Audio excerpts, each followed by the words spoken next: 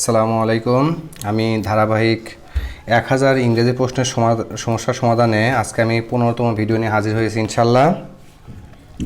তো সবাই দেখেন, প্রশ্নগুলো খুবই গুরুত্বপূর্ণ, বারবার দেখবেন প্রয়োজনে। দেখেন, if we had a boat, যদি আমাদের কি থাকতো, একটা নৌকা থাকতো, উই ড্যাশ গ্যাপ রিভার, তাহলে উড ক্রস। মানে এখানে আসলে মূল নিয়ম কি, অপশন দেখলেই বুঝতে পারবেন। যদিও মূল নিয়ম এখানে বলা হচ্ছে আসলে আলহামদুলিল্লাহ, যে মডেল আছে না, মডেলের পরে সবসময় বারবার প্রেজেন্ট ফর্ম হয়। ঠিক আছে, এটাই হচ্ছে, মানে যারা মডেল চেনেন না, সেমি মডেল চেনেন না, আমার বারবার ক্লাস দেখেন ইনশাল্লাহ। এরপর দেখেন, ইফ আই গ্যাপ ইউ, হ্যাঁ, I would never do do, তাহলে এখানে দেখেন বলতেছে if I gap you I would never do it, তাহলে ইফ আই এর পরে কি বসে, যে আওয়ার বসে। এরপর দেখেন, একটু জুম করে নেই। এরপরে দেখেন, have you ever gap London, তাহলে হ্যাভ ইউ ইভারের পরে বিন টু বসে। আচ্ছা, we must not be late else we mind change, what kind of sentence. এখানে ভালো করে দেখেন যে উই মাস্ট, হ্যাঁ, we must not be late else we will miss the train, এটা কোন প্রকারের সেন্টেন্স? এটা কম্পাউন্ড সেন্টেন্স।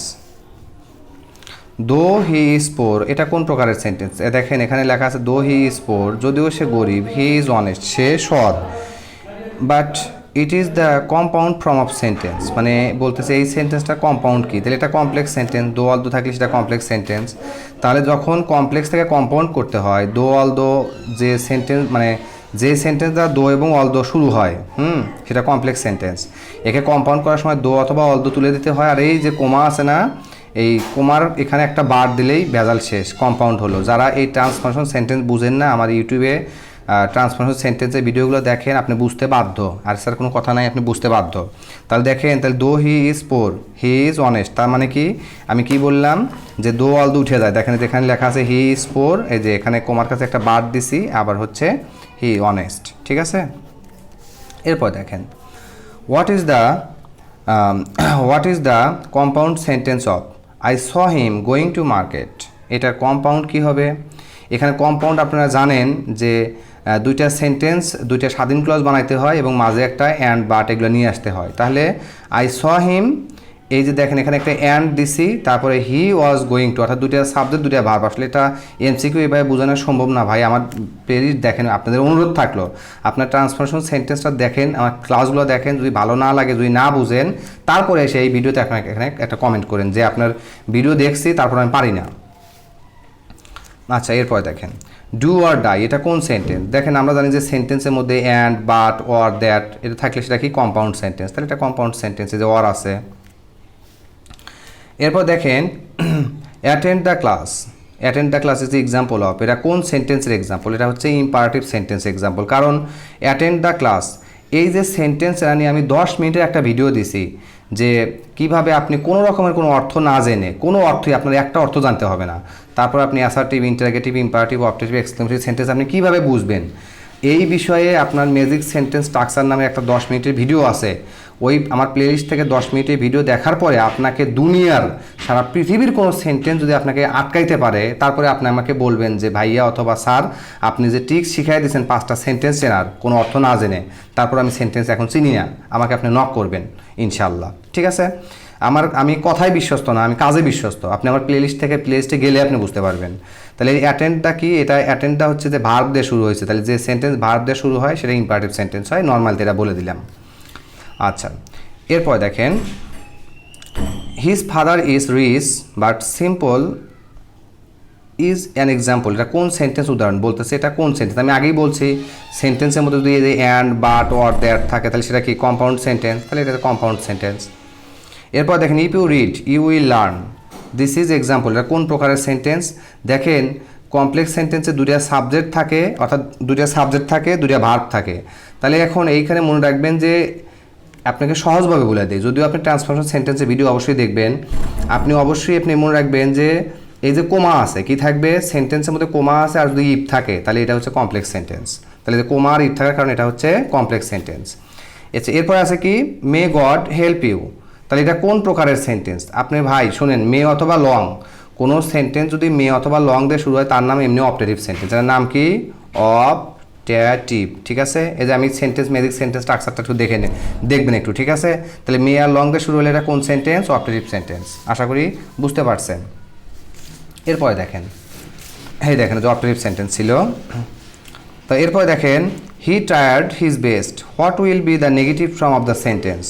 তাহলে এটার নেগেটিভ কী হবে? He tried his best, he left no stone untried. আমার নেগেটিভ অ্যাফার্মেটিভ নেগেটিভ করা আছে, ওই ভিডিওটা আপনি দেখেন পারবেন। What is the simple sentence of move or die? তাহলে মুভ অর ডাই এটা কম্পাউন্ডে আছে, এটা সিম্পল করলে কী হবে? এই যে ইনকেস বসে প্রথমে, in case of your failure to move you will die, মানে এটা নিয়মের মধ্যে আছে। এটা আসলে এখানে বলতে গেলে এই নিয়মটা বোঝাতে 10-12 মিনিট সময় লাগবে প্রায়, এরকম বিস্তারিত বোঝাতে গেলে। তারপর একটু মনে রাখেন এই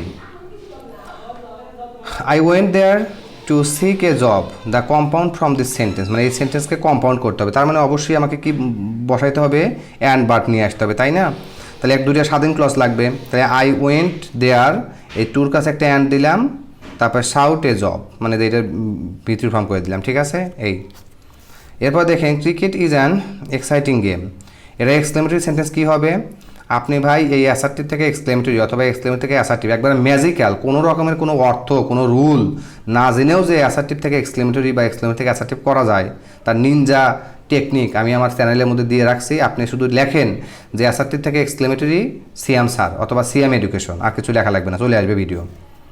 তাহলে এখানে কি হবে? যে হট, হ্যাঁ যে hot and exciting game cricket is, এটা ভিডিও দেওয়া আছে, আপনি নিয়মগুলো দেখে নিন। দেখেন এরপরে unless you work hard you will not succeed, the compound form of the sentence. তাহলে আনলেস আছে, একে বলতে কি করতে বলতেছে? কম্পাউন্ড করতে বলতেছে। তাহলে কম্পাউন্ড করার শর্ত হচ্ছে কি? প্রথমে ইম্পারেটিভ সেন্টেন্স শুরু করতে হবে, মাঝে একটা ওয়ার বসবে, তারপর একটা স্বাধীন ক্লজ বসবে, এর হচ্ছে নিয়ম। তাহলে এখানে ইম্পারেটিভ কি? এই যে আনলেস আর ইউ তুলে দিলে পারে যে ওয়ার্ক হার্ড, মানে মেইন ভার্ব দিয়ে শুরু হয়েছে, তার মানে ইম্পারেটিভ হলো, এরপরে মাঝে একটা ওয়ার্ড দিব, তারপর স্বাধীন ক্লজ যা আছে তাই, যে ইউ উইল নট যা আছে তাই।